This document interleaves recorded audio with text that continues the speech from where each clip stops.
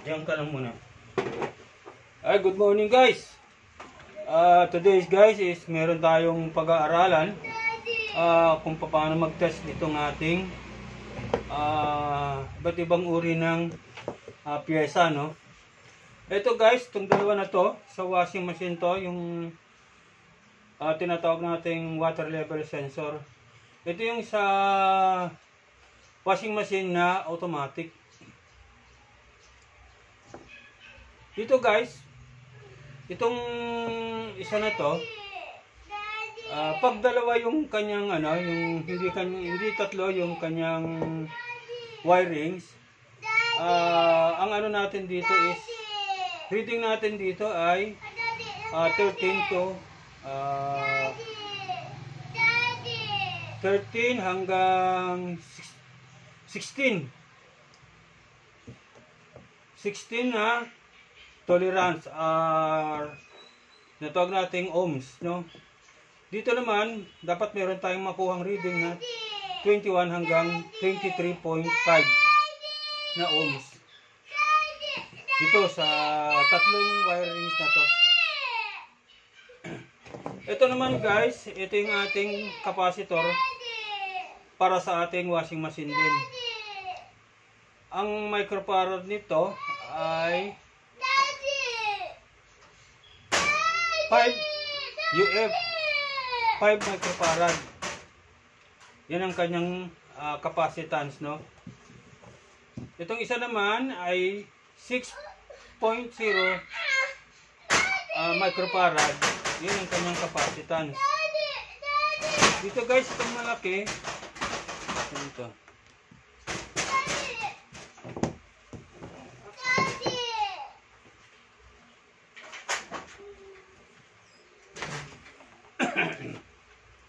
Kukunin naman natin dito ay ilan ba to? Malabo na kasi guys yung kanyang kailangan siguro natin dito ng flashlight. Oh, sandali lang po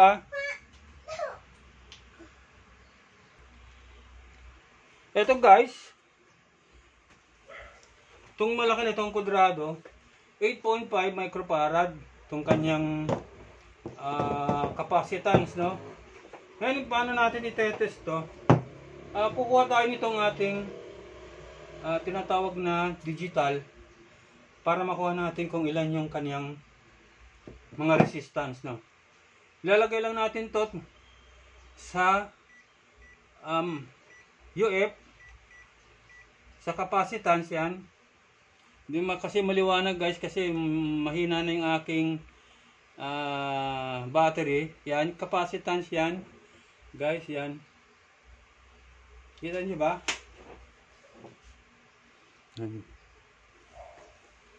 Ngayon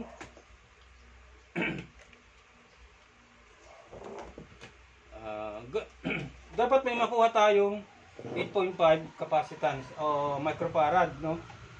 Dito sa discharge muna natin, baka meron pa siyang kuryente. Yan, di-discharge lang natin guys. Yan. Ngayon, set natin dito naman kasi sa ating wala itong polarity. Maski magkabaliktad to, maski dito natin to ilagay, ito dito rin pwede. Okay naman dito, ito pwede rin. Dahil meron siyang pula, itong test rod natin na kulay pula, dito natin siya ilalagay sa kulay pula. Ipit lang natin. Magkakuha tayo ng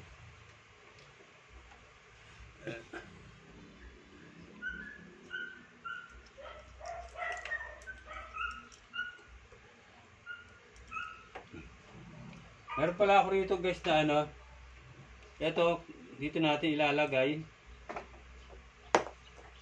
para hindi natin, kasi yung ating katawan guys, meron tayong tolerance, merong capacitance, ay meron tayong resistance to.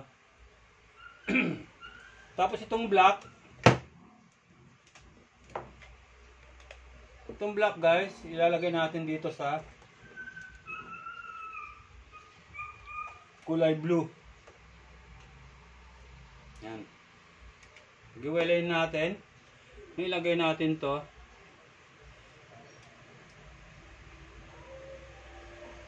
Ang guys, kita nyo,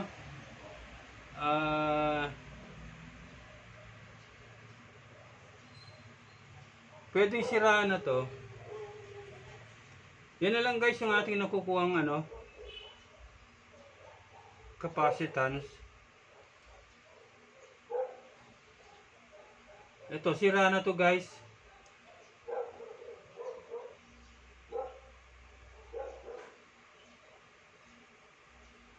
Yan na lang yung capacitance na 263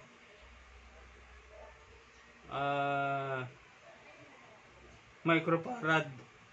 0.0.2425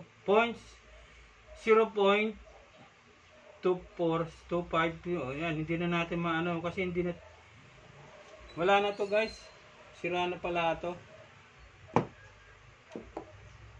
Yan, ulitin natin ha.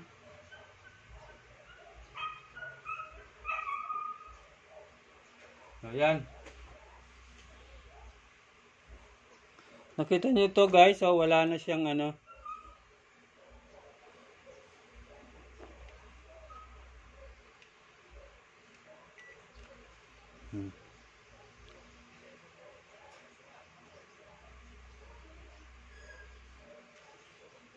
hindi na siya as is. Ay po. Sorry guys, sorry. Dito pala to. Yun.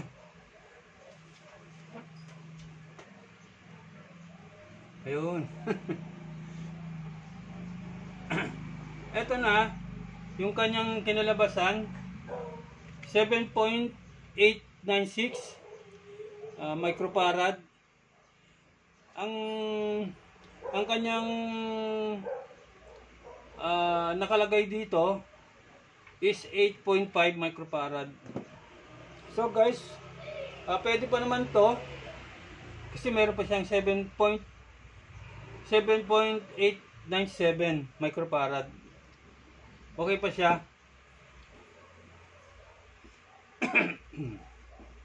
Ngayon, lipat naman tayo dito sa ating bilog.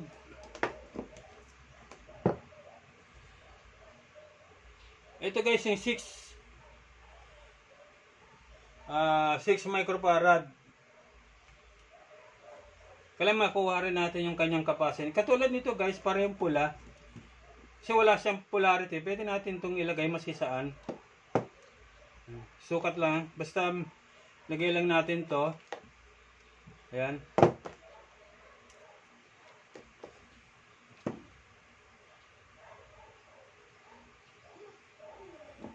Ayan guys. Meron siyang 6.172. Kaya bagong-bago pa siya. Kaya okay na okay pa yung kanyang capacitance. Baliktarin natin guys. Baliktarin natin siya. Ito dito naman natin ilagay. Ayan.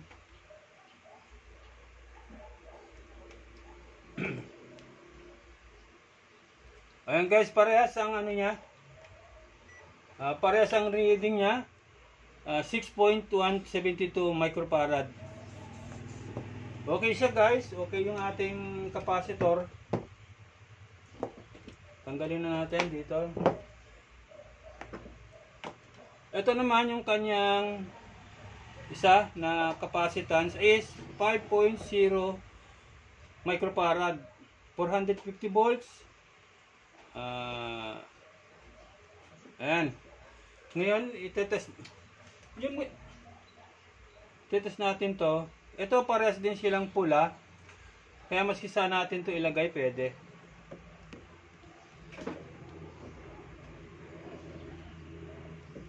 Ito guys is 5.0 microfarad. Ayan, sakto pa siya guys. Pwede, okay na okay pa siya. Kaya good itong ating capacitor na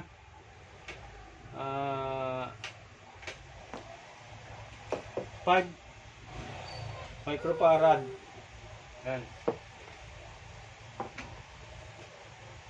Tatay, tatay.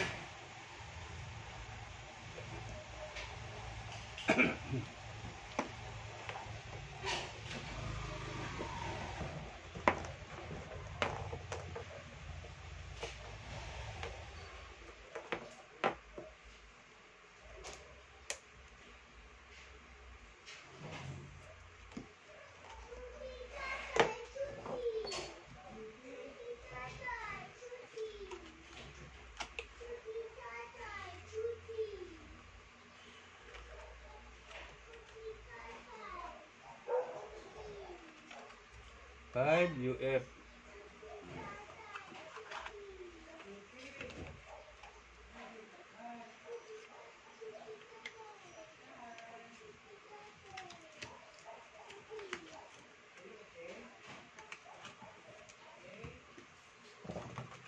Tama yung 6. Balik muna natin sa lalagyan ko. Wala kasi.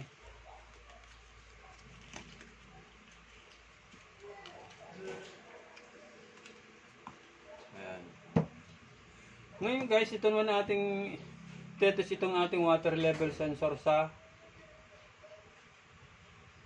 ano rin to, sa washing machine.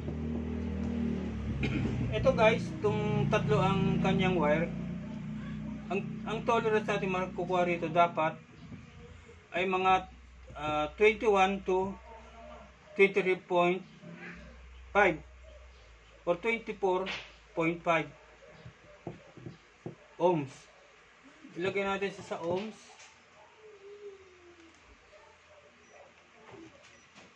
Ayan. Naka-ohms na siya guys.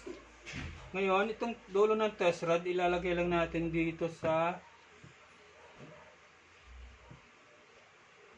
dito yan. Ito yung nasa gitna. Itong dalawa, itong nasa gitna. Itong titest natin. Itong itetest natin, hindi ito. Itong nasa gitna, iba to. Dito natin siya itetest.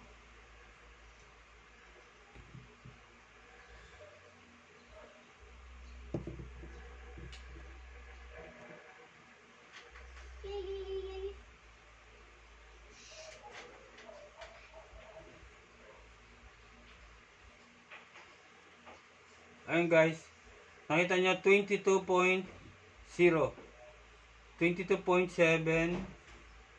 ohms. Nasa pasok pa siya guys sa ano, sa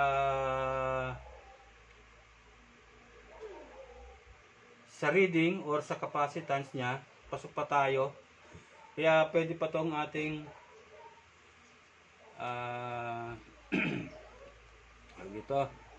itong ating water level sensor.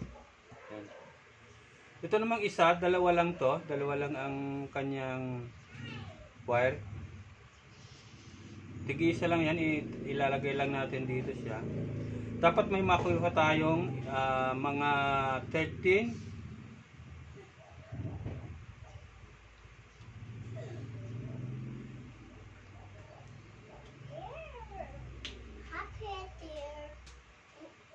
yan. Ayun guys, pasok pa tayo, 14 din, 14.5 yan guys. Dapat yan. Okay pa rin to, pwede pa to. Pwede pa natin yan gamitin. Kasi okay pa naman yung kanyang tolerance, kanyang resistance, ano. Yung ohms niya, okay pa. Ayan guys, nakuha na natin tong ating kung paano mag-reading ng ating water level sensor at itong ating capacitor. Dito guys, itong tatlo na to, dapat meron tayong marikuhang 21 hanggang 24.5.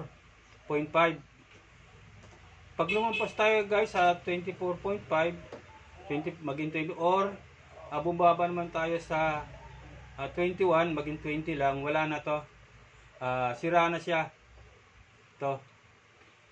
Nasa ano pa siya, pasok pa siya guys, kasi nasa 22 siya ohms. At ito rin, dapat ito nasa 11 point hanggang 14.5. Nasa 13 pa siya, kaya pasok pa siya sa guys sa ano. 14 ba to?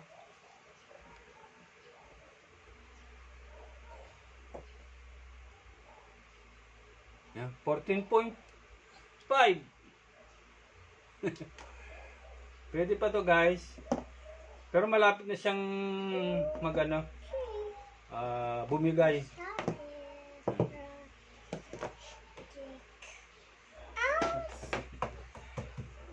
Ayun guys. Sana may natutuhan tayo, maski konting kaalaman lamang sa pagtest ng ating capacitor dito po sa washing machine. Tsaka ito po ating tinatawag na water level sensor. Nasa automatic washing machine din po siya. Ayan.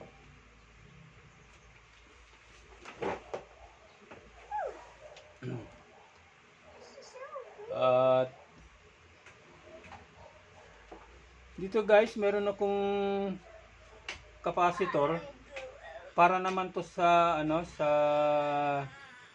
tawag natin sa induction cooker. Tignan natin siya guys kung okay pa siya.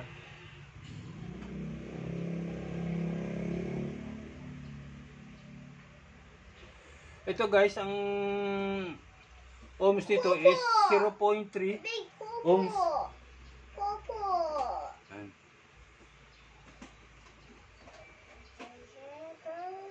Ayan, wala na siya guys, oh.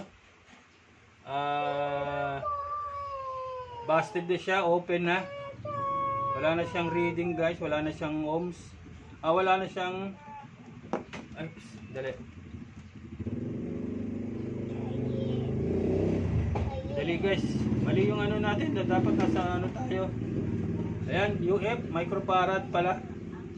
Nasa capacitance tayo. Mali yung ano, nasa ohms pala yung kanina kaya walang reading. Ayun guys, tinan mo, 313.4. Dapat ito 0.3 UF. Ayan, balik rin natin. Opo. Opo rin siya. 313.5.